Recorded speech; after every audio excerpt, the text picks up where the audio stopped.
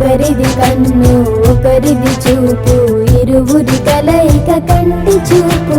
ఒకరిది మాట ఒకరిది భావం, ఇరువురి కదలిక కదిపిన కథ ఇది ప్రేమ.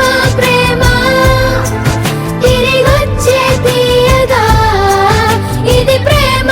ప్రేమ ఎదురొచ్చే హాయిగా ఇది మనసుని తడిపిన క్షణము కదా.